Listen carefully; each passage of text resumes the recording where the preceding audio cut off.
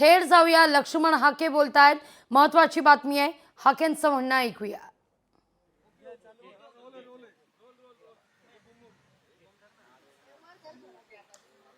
आज बैठक बोलवली आहे, काय बैठकीत चर्चा होणार आहे आणि त्यानंतर काय होईल?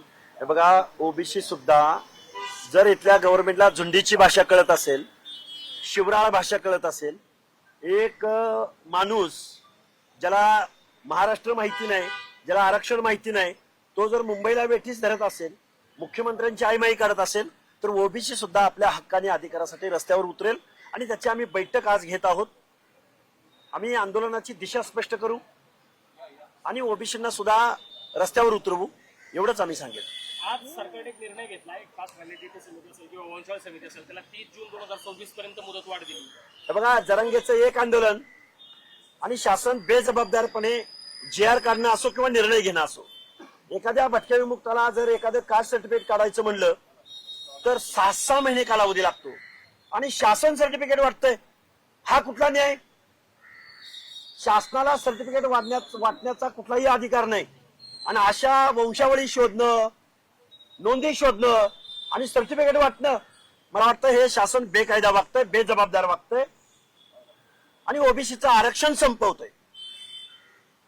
पण आजच्या बैठकीत काय आपण प्रामुख्याने मुद्दे, आंदोलन ठाम आहे, आंदोलन नाही. आजच्या बैठकीमध्ये आम्ही ओबीसीतल्या तमाम वेगवेगळ्या ज्या जात समूहाचे जे प्रमुख आहेत, संघटनांचे जे अध्यक्ष आहेत, ऍक्टिव्हिस्ट आहेत, नेते, त्यांना बोलवलेलं आहे. आता मुळामध्ये आपण जे आता मुंबईमध्ये पाहतोय की कशा प्रकारे सरकारला वेठीस धरलं जातंय. सुप्रीम कोर्ट, हायकोर्टाचा आदेश असताना की नवी मुंबईमध्ये तुम्ही सोय करा, तरी आदेश असताना आंदोलकांचे पण हाल होता ते, तरी पण त्या मनोज जरांगेंच्या या दबावाला आणि हटकर भूमिकेला सरकार बळी पडतंय. आणि त्या माध्यमातून जे आम्हाला आता जे पुढच्या आपण ते म्हणतो सावध ऐका पुढच्या हाका, तर अशा पद्धतीने या दबावातनं आज तो त्या समितीला एक्सटेन्शन दिलं. उद्या उठून आणखीन त्या सगळे सोयऱ्यासारखा कुठला तरी एखादा JR परत काढला जाईल आणि तो कायद्याने चॅलेंज करता करता आम्हाला 6 महिने लागतील आणि आमचं राहिलेलं ओबीसी आरक्षण संपून जाईल. स्थानिक स्वराज्य संस्थांच्या निवडणूक आहेत, त्यामुळे आम्ही सगळ्या ओबीसी समाजातल्या जात समूहातल्या नेत्यांची, ऍक्टिव्हिस्टची आम्ही आता मोठ बांधतोय आणि आंदोलनाचं रूपरेषा कशा प्रकारे आंदोलन आम्हाला घेता येईल, लॉंग मार्च काढायचा, संघर्ष यात्रा करायची, उपोषण करायचं, आंदोलन करायचं, असं आम्ही सर्वानुमते आता आमची बैठक आहे. 2-3 तास आमची ती बैठक चालेल आणि त्याच्यामध्ये आम्ही याच्या पुढचा जो आम्ही मार्गक्रमण करेल. पण एक आहे की आमच्या ओबीसी आरक्षण कोण ओरबडून घेत असेल किंवा ओबीसी आरक्षणाची आमची शेवटची घरघर आहे, आम्हाला करा किंवा मरा ही आता स्थिती आलेली आहे. कारण की तिथं आमदार खासदार पाय घड्या घालतात, ते मांडी लावून बसतात ते. त्यामुळं आम्हाला आता आमच्या अस्तित्वाची लढाई आहे आणि ही आम्ही सर्व एक आमची वज्रमुठ करू आणि वज्रमुठ करून कशा पद्धतीनं याला काउंटर करायचं आणि आमचं आरक्षण वाचवायचं या संदर्भामध्ये भूमिका घेऊ.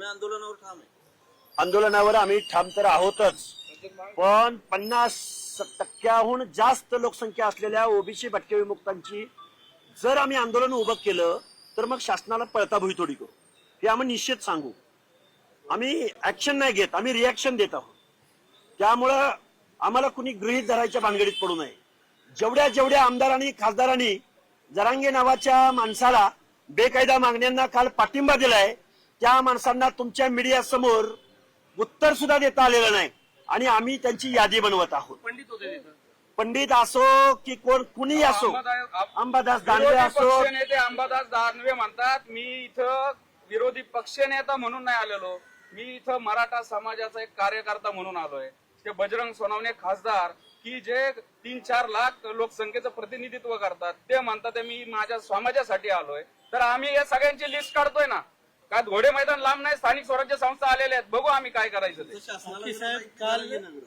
आमचा शासनाला विरोध नाही, आमचा विरोध जरांगेच्या बेकायदेशीर मागणीला, या झुंडशाहीतनं दबाव बळी पडून जर शासन निर्णय घेणार असेल, आमचा त्याला विरोध आहे. साहेब, आपण म्हणताय शासनाला जरांगेच्या मागणीला विरोध आहे ना ओबीसी मधल्या. सातत्याने आपण म्हणताय का बेकायदेशीर मागणी मनोज जरांगे पाटील करताय, मात्र घटना तज्ञ म्हणतात का त्यांची मागणी ही कायदेशीर आहे. जी काही सुप्रीम कोर्टाने त्रिसूत्री सांगितलेली ती जर केली तर ती मागणी मान्य होईल.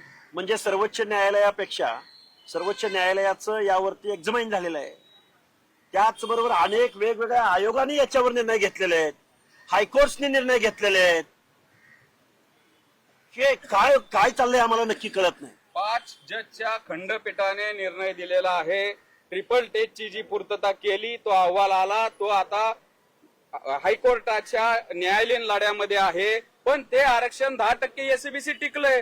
मग आमचं म्हणणं आहे, मग तुम्हाला ओबीसी केलंय पण वेगळा प्रवर्ग दिलाय एसबीसी 10%चा, मग तुम्ही का घेत नाही? का या शासन हे जरांगेंना विचारत नाही की ते 10% तुम्ही का घेत नाही? तुम्हाला ओबीसीतनच दिलंय, वेगळं दिलंय. मांजराच्या गळ्यात घंटा कोण बांधणार हा प्रश्न महाराष्ट्रासमोर आहे. नाही, याच्यामध्ये असं आहे की सुप्रीम कोर्टाने स्पष्ट सांगितलेलं आहे की मराठा आणि कुणबी या 2 वेगळ्या जाती आहेत आणि मुळात ही एवढं सुप्रीम कोर्टाने अतिशय स्पष्ट शब्दात सांगून जर मनोज जरांगे हेच म्हणत असतील की मराठा समाजाला ओबीसीतनं आरक्षण पाहिजे, तर मुळात मनोज जरांगे यांचं आंदोलनच हे कंटेम्प्ट ऑफ कोर्ट आहे, हे सुप्रीम कोर्टाच्या विरोध आहेत. माझा प्रश्न मनोज जरांगेंना आहे की तुम्हाला सर्वोच्च न्यायालयाचं जे डिसिजन आहे तो मान्य करायचा का नाही? तो मान्य करा, घटना मान्य करा, कायदे मान्य करा. उगीच तुमच्या राजकारणासाठी भोळ्या बाबड्या मराठा समाजाचं राजकारण करू नका, त्यांना फसवू नका. तुम्ही स्वप्नो के सौदागर आहात. फक्त खोटी स्वप्न आणि खोटी आश्वासनं तुम्ही तुमच्या समाजाला दाखवतात आणि तुम्ही तुमच्याच समाजाचा कुठेतरी एक प्रकारे तुमच्याच समाजाला धोका देताय तुम्ही. Okay, thank you. आपल्या बैठकीला चला सगळे. लोकशाही मराठी ऐका, पहा, जागरूक रहा.